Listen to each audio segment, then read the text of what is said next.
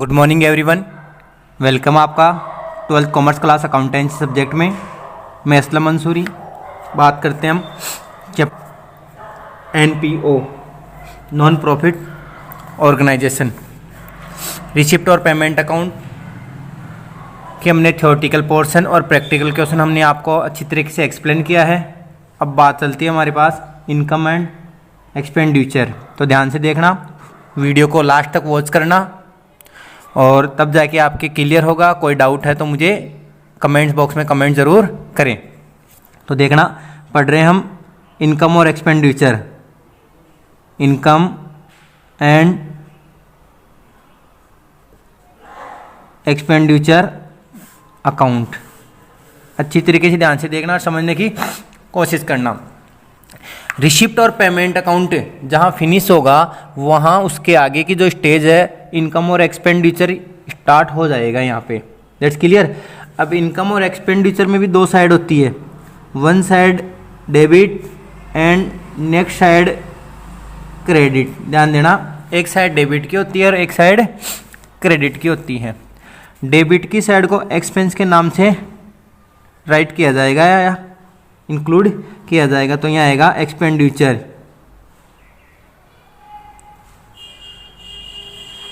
Debit में जो particular की जगह क्या आ जाएगा, नाम एक्सपेंडिचर आ जाएगा, और क्रेडिट में जो पार्टिकुलर आता है उसकी जगह आ जाएगा यहाँ पे इनकम का नाम राइट किया जाएगा, इनकम मेंशन की जाएगी।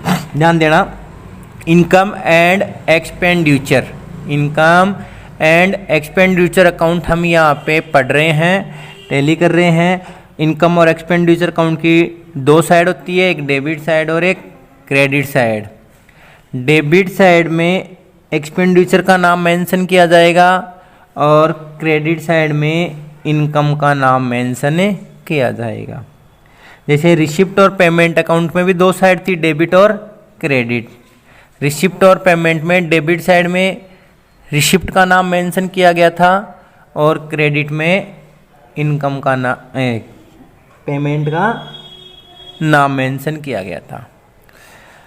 और अब बात करते हैं कि कौन कौन से आइटम को इनकम और एक्सपेंडिचर में राइट किया जाएगा और कौन कौन से ट्रांजैक्शन है या आइटम है जिनको इनकम और एक्सपेंस में राइट नहीं किया जाएगा। तो ध्यान से देखना और समझने की कोशिश करना।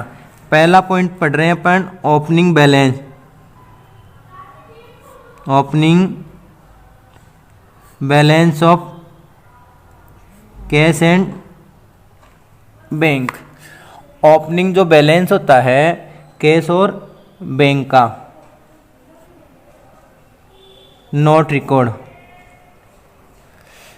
यानी इनकम और एक्सपेंडिचर में रिकॉर्ड नहीं किया जाएगा। क्लियर। ओपनिंग कैश बैलेंस और बैंक बैलेंस को रिसिप्ट और पेमेंट अकाउंट के डेबिट में रिसिप्ट साइड ही राइट किया गया था, उसको इनकम और एक्सपेंडिचर में राइट नहीं किया जाएगा। क्लियर। दूसरा पॉइंट आता है हमारे पास capital income and capital expenses. ध्यान देना, capital income and capital expenses are record in balance sheet.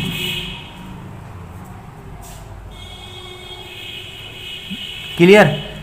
Capital income और कैपिटल जो एक्सपेंसेस है इनको सिर्फ बैलेंस शीट में रिकॉर्ड किया जाएगा और इससे पहले रिसिप्ट एंड पेमेंट अकाउंट में रिकॉर्ड किया जाएगा, यानी no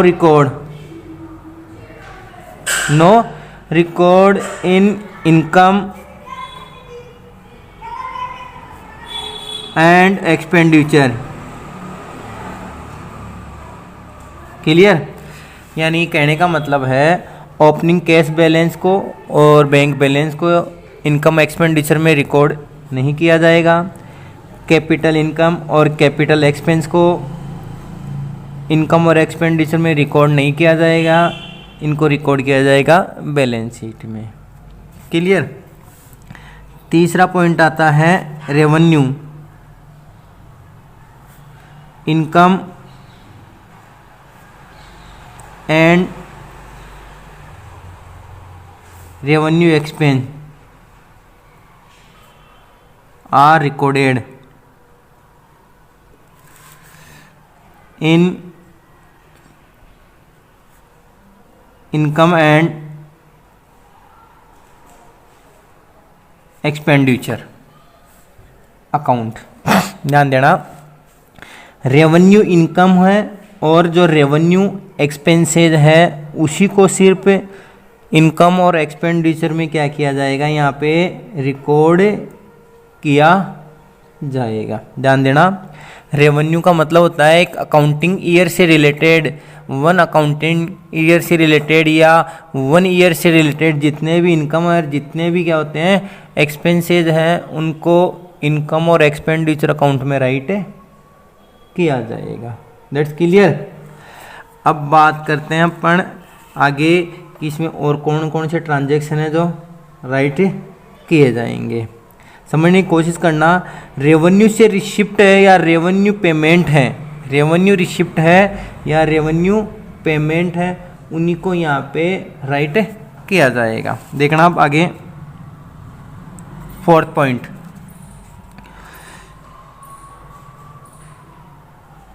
recorded only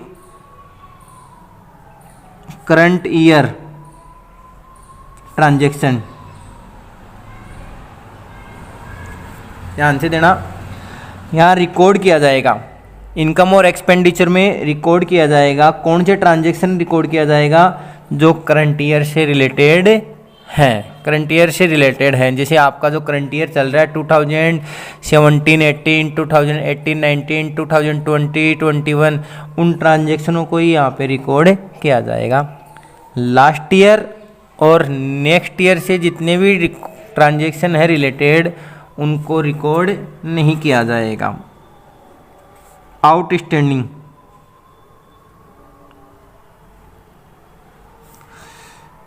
for last year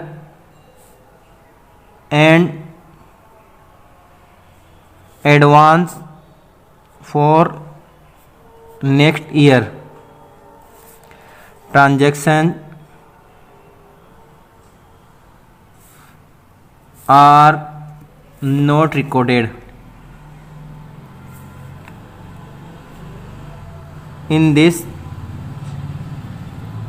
account. ध्यान देना, आउटस्टैंडिंग लास्ट ईयर से रिलेटेड है और एडवांस नेक्स्ट ईयर से रिलेटेड है। इन ट्रांजैक्शनों को इनकम और एक्सपेंडिचर में रिकॉर्ड नहीं किया जाएगा। क्लियर। पहले बता दिया था कौन से ट्रांजैक्शनों को रिकॉर्ड किया जाएगा जो करंट ईयर से रिलेटेड है, लास्ट ईयर से रिलेटेड है उसको भी रिकॉर्ड नहीं किया जाएगा और नेक्स्ट ईयर से रिलेटेड है उस ट्रांजैक्शन को भी रिकॉर्ड नहीं किया जाएगा। That's clear. अब चलते हैं अपन कि इसका जो फॉर्मेट कैसे प्रिपेयर किया जाएगा उस फॉर्मेट की ओर, कि इनकम और एक्सपेंडिचर का फॉर्मेट कैसे प्रिपेयर किया जाएगा। तो देखना, फॉर्मेट कर रहे हैं अपन, राइट किया जाएगा income and expenditure account for the ended year 31 मार्च, जो आपका ईयर चल रहा है उसको डाल देते हैं। यहाँ करंट में 2020 ईयर है। क्लियर। आपको क्लियर कर दिया था, इसकी एक साइड डेबिट होती है और एक साइड क्रेडिट होती है। डेबिट साइड में पार्टिकुलर की जगह मेंशन किया जाएगा एक्सपेंसेज या एक्सपेंडिचर अमाउंट, और क्रेडिट साइड में पार्टिकुलर की जगह मेंशन किया जाएगा इनकम और अमाउंट। क्लियर। इनकम और एक्सपेंडिचर की डेबिट साइड में एक्सपेंस को राइट किया जाएगा और क्रेडिट में किसको राइट किया जाएगा, इनकम को राइट किया जाएगा। जैसे हमने रिसिप्ट और पेमेंट अकाउंट में सबसे फर्स्ट ऑफ ऑल हमने राइट किया था बैलेंस को राइट किया था, कैश और बैंक के बैलेंस को। तो ध्यान देना यहाँ पे कोई बैलेंस राइट नहीं किया जाएगा, कैश बैलेंस पहले बता दिया था। इनकम और एक्सपेंडिचर सेकेंड स्टेज है, इनकम और एक्सपेंडिचर सेकेंड स्टेज है, सेकेंड अकाउंट है। फर्स्ट अकाउंट था आपका रिसिप्ट और payment account, receipt and payment account. Receipt and payment account में जितनी रिसिप्ट थी करंट ईयर से रिलेटेड उनको इनकम साइड राइट कर दिया जाएगा।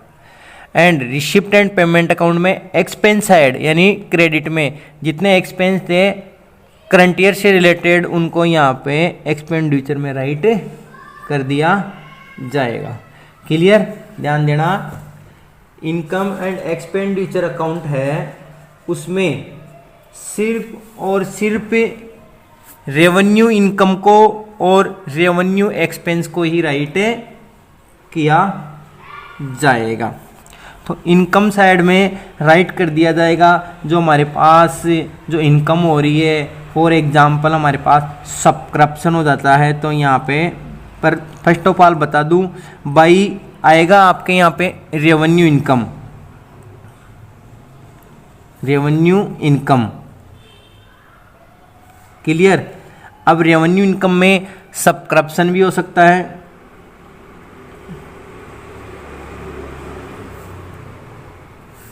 डोनेशन भी हो सकता है, कोई चैरिटी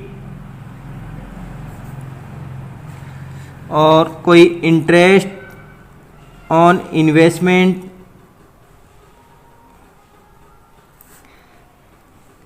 इंटरेस्ट ऑन एफडी। ये रेवेन्यू इनकम से रिलेटेड जो भी हैं, एंट्रेंस एग्जाम, एंट्रेंस फीस, जो भी रेवेन्यू से रिलेटेड, ध्यान देना रेवेन्यू से रिलेटेड हैं वो सारे यहाँ पे राइट कर दिए जाएंगे। रेवेन्यू इनकम ध्यान देना 1 ईयर से रिलेटेड। डेबिट साइड में राइट किया जाएगा रेवेन्यू एक्सपेंसेस को, रेवेन्यू एक्सपेंसेस में इसमें सैलरी, प्रिंटिंग एक्सपेंसेस आ गया, इलेक्ट्रिसिटी एक्सपेंस आ जाता है,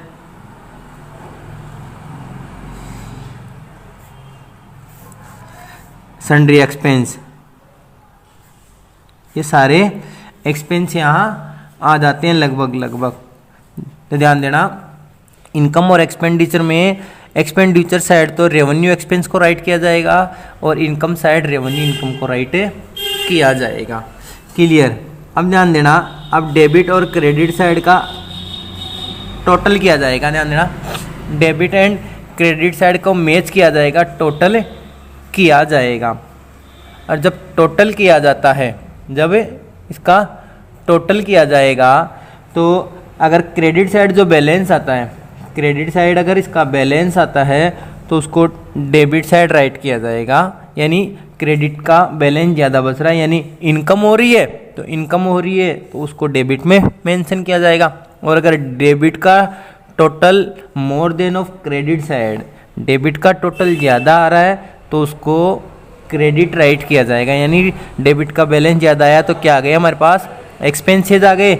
एक्सपेंसेस आ गए तो उनको यहाँ पे डिफिसिटी का नाम राइट किया जाएगा। क्लियर। तो देखना, समझने की कोशिश करना।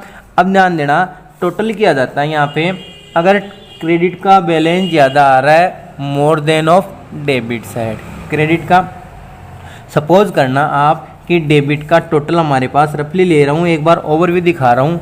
डेबिट का टोटल हमारे पास आ रहा है 12,000। डेबिट का कितना आ रहा है यहाँ पे 12,000 और क्रेडिट का आ रहा है हमारे पास 11,500। तो 500 मोर देन है ऑफ डेबिट साइड, तो यहाँ राइट किया जाएगा सरप्लस टू सरप्लस। जितना भी है उसको यहाँ पे राइट कर दिया जाएगा। अब जो ये सरप्लस बचा इसको ट्रांसफर किया जाएगा कैपिटल फंड में, ट्रांसफर टू कैपिटल फंड में, और यहाँ पे टोटल सेम कर दिया जाएगा। बट ध्यान देना, अगर डेबिट का more than balance of credit side, यानी डेबिट में बैलेंस बचता है तो उसको क्रेडिट में राइट किया जाएगा बाई डिफिसिटी, डिफिसिटी BF, क्लियर। और इसको भी ट्रांसफर किया जाएगा कैपिटल फंड में, ट्रांसफर टू कैपिटल फंड में। ध्यान देना, अगर सरप्लस है तो इसको भी कैपिटल फंड में ट्रांसफर किया जाएगा और कैपिटल फंड में क्या कर दिया जाएगा, ऐड कर दिया जाएगा।